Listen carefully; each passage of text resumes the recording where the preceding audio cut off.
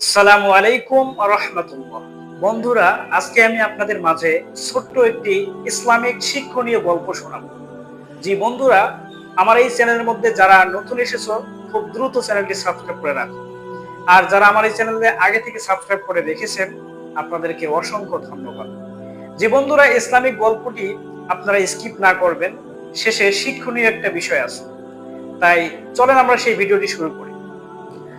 জি বন্ধুরা, একদিন নবী সুলাইমান আলাইহিস সালাম তার বিশাল সৈন্যদেরকে নিয়ে এক উপত্যকার পাশ দিয়ে যাচ্ছিলেন।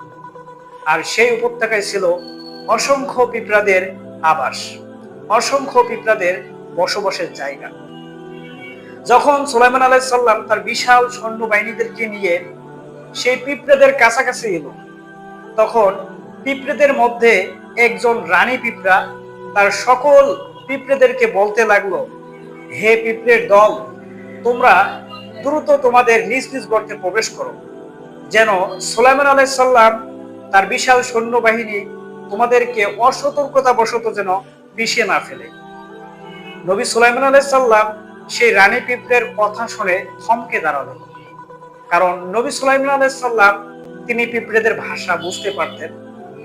সুলাইমান আলাইহিস সালাম রানী পিঁপড়ের এই বিচক্ষণতা এবং দলের প্রতি ভালোবাসা উপলব্ধি করলেন। সুলাইমান আলাইহিস সালাম তার সৈন্যবাহিনীদেরকে থামার নির্দেশ দিলেন।